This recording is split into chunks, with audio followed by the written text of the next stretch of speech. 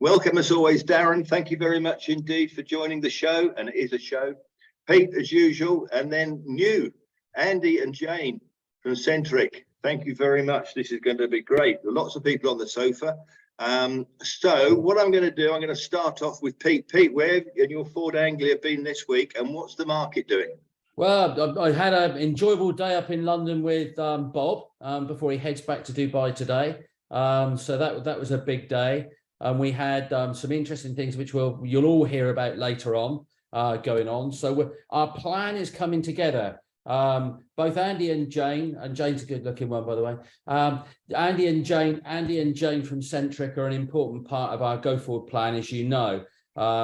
It's been really great to get Centric involved so that we improve this 360-degree client experience, but that also equals not just our clients, but all of our wealth managers having a surety that we've got a great company that look after all of the property from start to finish.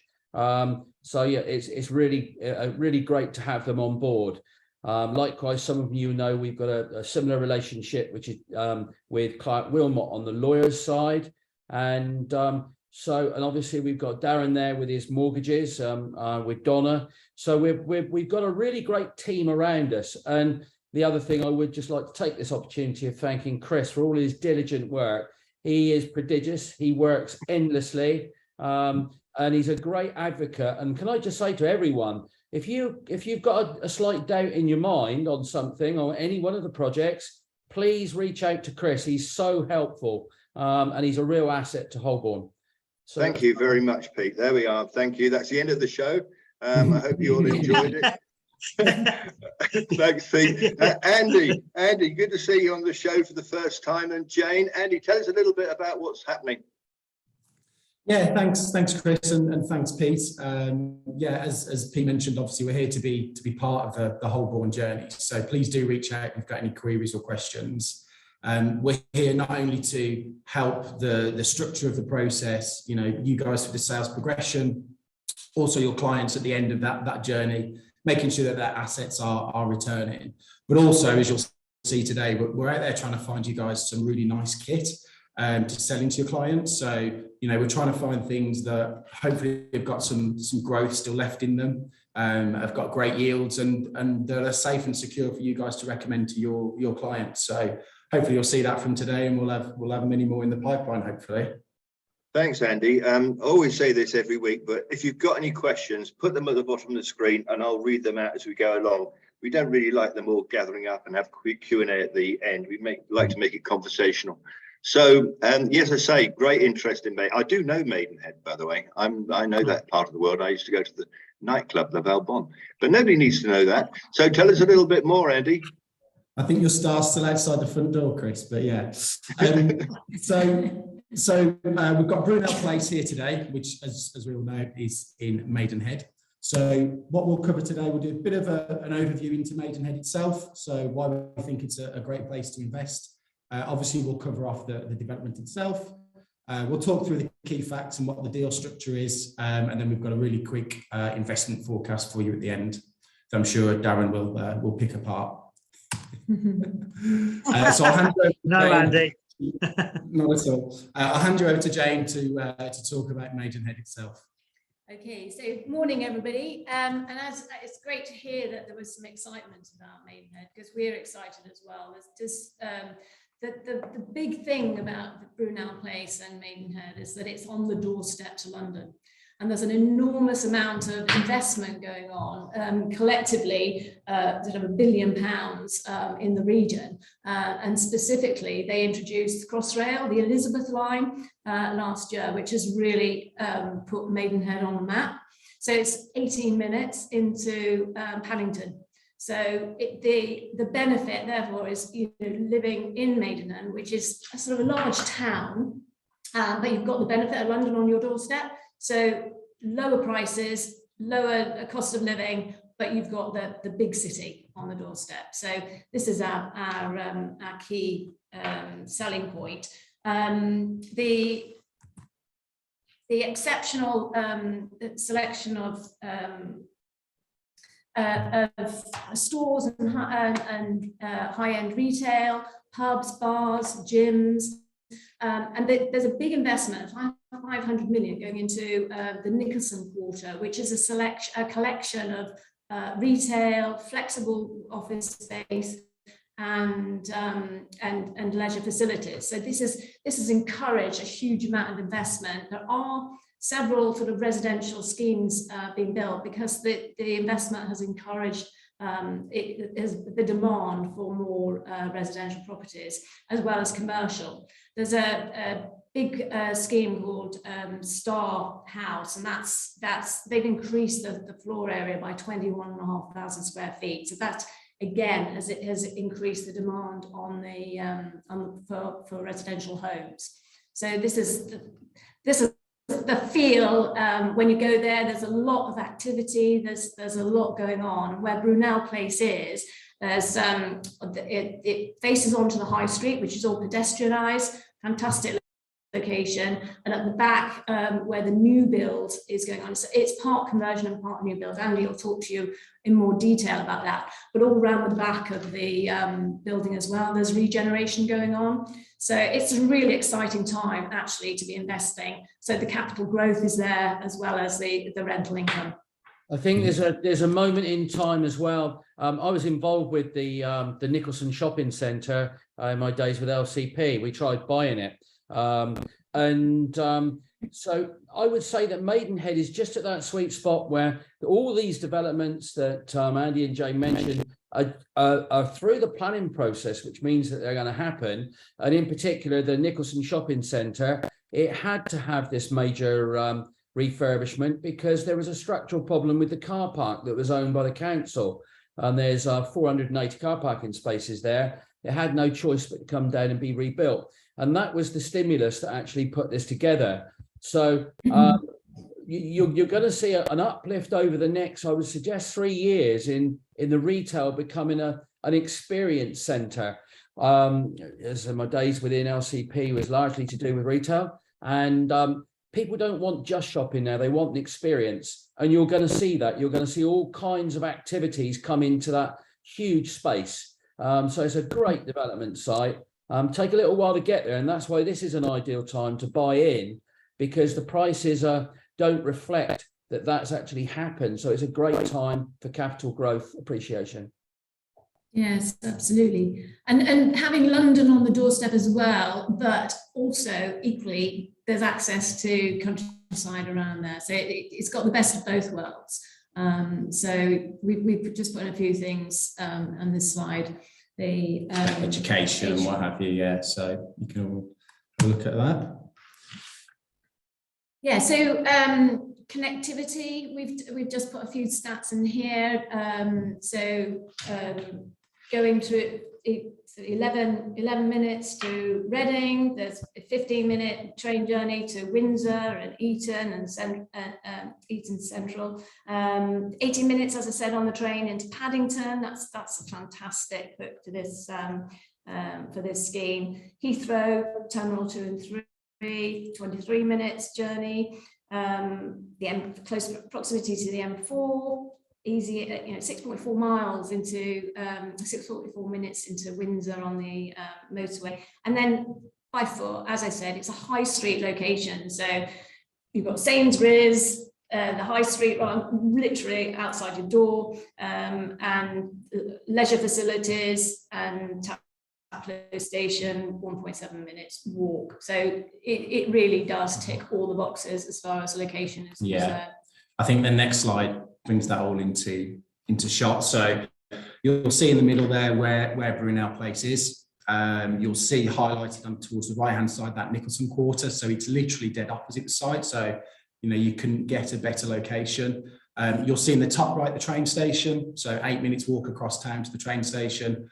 And you've got all the amenities. So obviously you've got Sainsbury's, you've got Waitrose, and then literally on your doorstep you've got obviously the River Thames. And a few more miles away in the distance, as you can see, is Windsor. So I think it's a really nice hub where people can enjoy retail, leisure, green space, which is important. Again, you can see from the aerial shot there how green the surrounding area is. And if anybody wants to watch some local football, you've got Maidenhead United. United. That famous football club. Absolutely. So yeah, that aerial shot really brings it into. You can always come to Southampton. We got plenty. So of moving Andy, a question's just come in. Is it Yeah. possible to use the River Thames from Maidenhead to get into London? It's a great That's question. good question. Isn't We'll it? check that one out. In other words, the answer is if you've got a boat, yes. Yes, I would think so. Yeah. Well, they often do have river buses, don't they? So we'll check that one out and let you know. Well, the other All thing right. is you could be very good at swimming. It might take you a while. Well, there's a business opportunity there, then if there isn't one. Yeah, absolutely. Riverboats, we're in. Right, so the development itself, so this is the new build section of the development, as you can see. So this, if you're on the high street, this is actually the rear of the development. So this is completely new build. As you can see from the external CGI there, a lot of them come with balconies and terrace areas, which is obviously a real bonus these days in the apartment world. Also, as you can see, it's not very big. It's quite a small boutique type scheme over 2 blocks. The block in the distance behind it then fronts onto the high street is a conversion which sits above the retail unit. So at the moment, the idea is to focus on this block at the rear, which is the new build section, and then we can move into the conversion as we go through. And in between the two blocks, there is a communal kind of courtyard and garden which join the 2 blocks. On the ground floor, you've got cycle store, obviously bin storage, etc., communal lobby, and then lift up to into the residential apartments. There's one thing we haven't mentioned, by the way, and we talked about it before the show started, and it is a show, is we've got exclusivity on this, haven't we, Holborn? Yeah, absolutely. So it's not been out there in the market to date. We've got full exclusivity for you guys. So yeah, fill your boots. Thank you. That's excellent. So a quick overview of some of the things there. So there's 26 units in total. There's a couple of studios. The majority then are 1-beds, and there is just 1 2-bed on the top floor. As I mentioned, there's a residence garden that join the 2 blocks together. The spec is all very, very high end. So you've got solid stone quartz worktops, Bosch appliances. So again, I mentioned this on another call, but if you're going to rent these out, the units are very durable. So you're not going to be in there changing the worktop every 5 minutes when the tenants stick a hot pan on the laminated worktop, etc. Many of the front units, as I said, have balconies and some outside space. And just recapping on some of the locational stats there. So obviously direct access into London. And again, over £1 billion worth of regeneration investment going into Maidenhead. A quick question's just come in, and it's one that comes up every week, and Darren might be able to help. The studios, mortgageable, size-wise? Yeah, so looking at the size, they're actually 43 square meters, which Darren, I think you'll agree, is above the minimum standard. So they're actually yesterday, Andy. Yeah, they're quite good sizes. They're not really pokey studios. They're actually bigger than some 1-beds we've brought to the market. So in terms of the size, you shouldn't have any problems. Thank you. By the way, I've just looked up on your riverboat situation. Yes, there's 170 miles of riverboats that includes Maidenhead into London and various other places. Yeah, There we are. There we are. Yeah, I've got it in front of me. And we'll share the timetable later. Yeah. Thanks for that, Pete. Always there, always helpful. Right. A map. Where's just again, reinforcing the local amenities. So retail, restaurants, entertainment, bars, all within walking distance. It is really going to be an attractive place to live. You can walk to all these facilities. You're not going to need a car to live in Maidenhead. And yeah, obviously the station being the big draw, which is just 8 minutes walk from the block. So fantastic.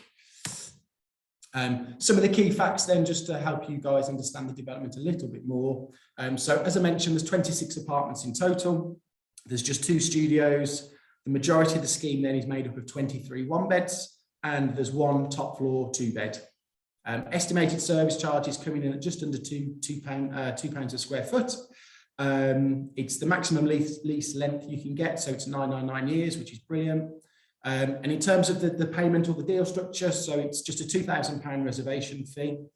We're only asking for 10% on exchange on this one, which I know is different to your usual of 20%. So I think that's a real big USP for this site. And then obviously the balance on completion, which is your 90%. And the build programme is suggested completion in Q4 of this year. So we're actually not too far away from completion itself. Just one point, that guys, just to reinstate, I know we say this every single week on these shows. It doesn't mean you can get a 90% mortgage on completion. Maximum loan to value really is going to be 65%. There might be slightly higher, but I would focus on 65% loan to value on the mortgage, and then the rest of the other 25% then is obviously used for the deposit from the client. I know we say every week, but I just want to make sure. No, a question's just come in, by the way. Where do you think the tenants are going to come from? Are they going to come from local offices? Can you tell us? Yeah, it's a great question. I think it's going to be a mixture, Chris. I think, all the local investment into the offices and the retail space there, there's going to be huge employment in those buildings. So, we all know these days people want 15-minute cities and towns, right? So people are going to be able to roll out the development into their office, no problem at all. And then, 18 minutes from Paddington, 30 minutes from Heathrow, etc. You're going to get commuters from the city, and I think that's the big draw. People that don't want to live or can't afford to live in central London are going to be drawn to these suburbs outside of the city because they're just so much more affordable. And you've got greenery on your doorstep then. So I think it's going to be a bit of a lifestyle choice for people, to be honest. Mm-hmm. It's a very historic city, isn't it? That goes way, way, way back with royalty as well. So I did do some reading up, but a lot of history there. Darren, what is the mortgage market doing at the moment? It's sort of it's really actually massively busy at the minute. Lots of people, lots of lenders come back out again, which is great. The main focus at the moment is still remortgaging. So if you've got any clients looking to remortgage or release equity from their current portfolios or mortgages to buy, either in cash or just put a slightly bigger deposit down, then this is the time to do it. The lenders are all, well, obviously inflation went up again last month, but who knows what the Bank of England base rate's going to do. But I think the rates are going to start coming back down again. Darren, can I just say on that, I actually think that's been contrived. I know it's just my view. Just so happens it's sort of one day before they announce where they're going to do another interest rate. Yeah. And if you actually look at the drivers, bloody fuel's gone down quite a lot over the last 2.5 months. I think we're suffering that little acronym BS. That's my view. I actually think that we are dropping because I can't see where that's coming from. I think, and I've been saying this all along, the Bank of England, to be fair, have only got one mechanism to try and curb inflation, and that's by increasing the Bank of England base rate. But they've got nothing else, and they're blaming inflation for the reason why they're increasing it. But then, to be fair, lenders, on the rates the lenders offer, it's only the tracker deals and the discount rates are linked to the Bank of England. The fixed rate products they're offering, which are quite stable at the moment, and some of the UK ones, if you've got UK clients in the UK buying, some of those rates are actually reducing. NatWest and Nationwide dropped their rates yesterday by between 0.3 bits to 0.6 bits. So actually, the swap rates, which is where lenders borrow money off each other, are actually coming down. So there's a lot more confidence in that, but we just need to see it floating into the expat market. And I think the expat lenders got a bit of monopoly on what they can charge, but this is why I'm at the moment focusing on remortgaging UK properties.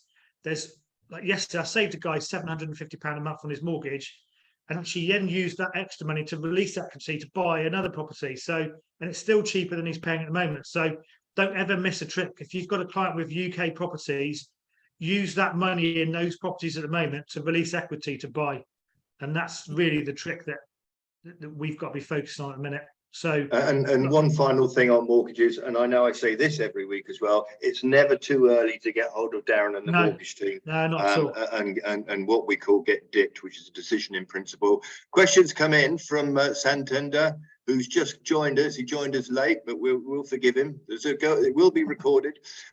Sorry, joining late. Kindly advise how far away this property is from the railway station. Is it on Crossrail, and how much time does it take to get to central London, say Oxford Street? Go back a few slides.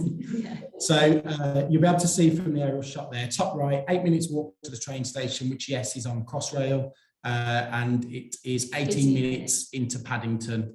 And if we just jump back to this one, Paddington, Heathrow 23 minutes, and Canary Wharf 35 minutes. So very much a commutable location.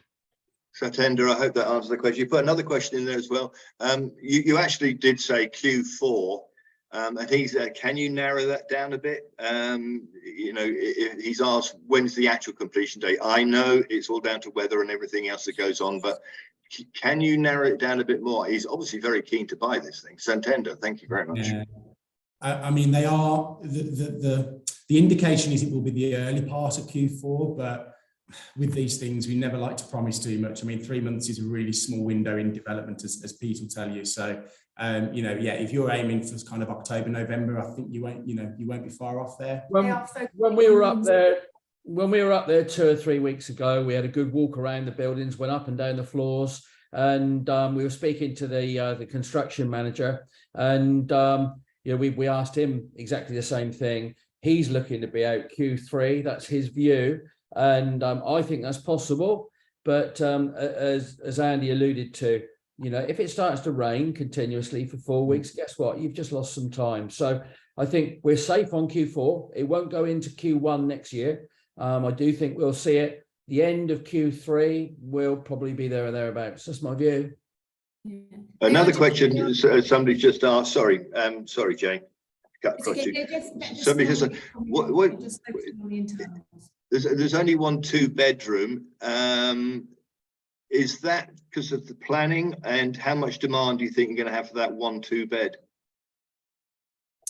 Well, yeah, I think having just one, you know, the demand will be high. It's coming in at 412,500.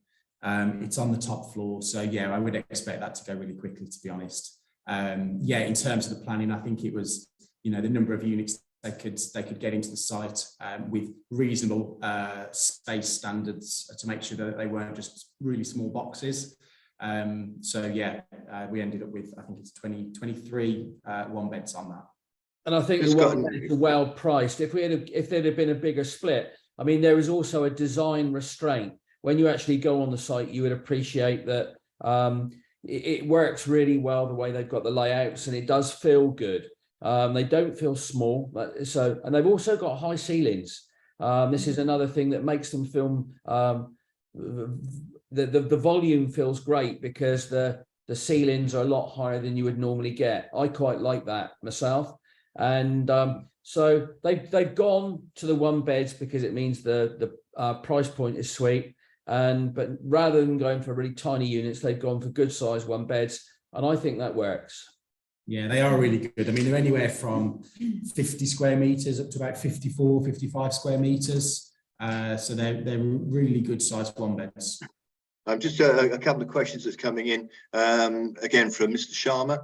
Can we include a long stop date if it goes beyond Q4? I'm saying probably not. There will be a long stop date in the contract, but it will be ahead of that, obviously, to give them some security as the developer. I mean, it's so far down the line now, as Pete just said, he's been there, you know, that's... We're walking around all the floors, and I mean, they've got to the fact where it's watertight on the top floors. I really don't see an issue, but it's not going to be a long date. I think, I'm sure Andy would be able to talk to the developer and say, look, we want just a point of comfort. Can we put a long stop date in that gives them surety? But I really don't think there's anything to worry about. There's you've got no developer risk because the structure's up now. Yeah. Andy, I don't suppose you've got, or Jane, I don't suppose you've got floor plans there. Somebody's just asked. Yes, we've got a brochure we can send. Yeah. Oh, okay. We'll send it out. We haven't included it all in the presentation because we didn't want to bore everybody, but yeah, absolutely. We've got brochure, we've got CGIs, and we'll be delivering build program updates as well, so you can see it coming together in the current state of play there. Okay, the person who asked that question is an anonymous attendee. So I hope you've got a wealth manager that's invited you. If not, just reach out to us. Oh, hang on, another question's coming. Oh, Mr. Sharma, thank you very much. Another question has come in. Is there a discount for cash? I think we go back to him. We go back to him. No. You asked that, Chris. No, there's no discount for cash. Sorry, Mr. Sharma. The price is the price.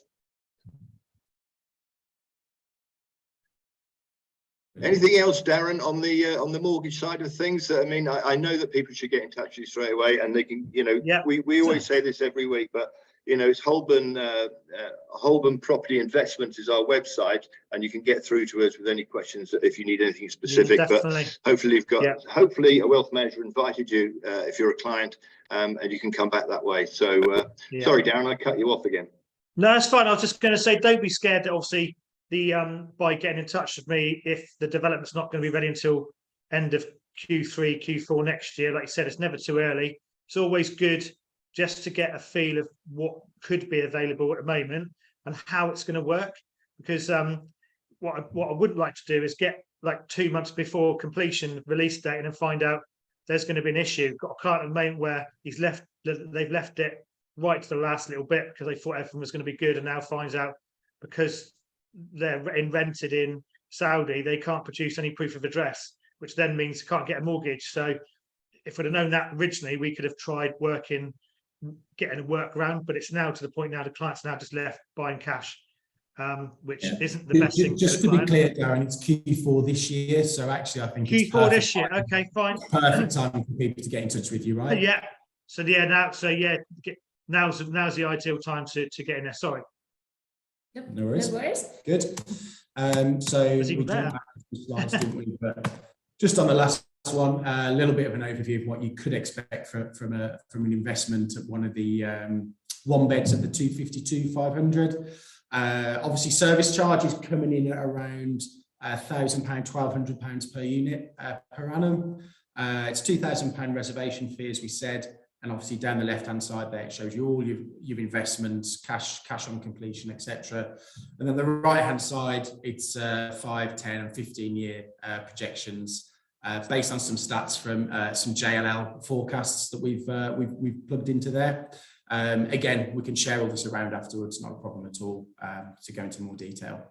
And just to make it clear, that £2,000 is a reservation fee, and it does come back when you exchange contracts. Just to make that clear to everybody. Towards your 10%. Yeah, it goes towards your 10% deposit.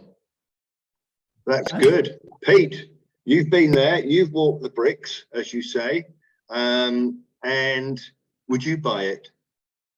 If I wanted to live in Maidenhead, yes. If I was young, yes. I mean, I like living with the owls and the sheep. It's just my way. So I'm not necessarily an atypical person.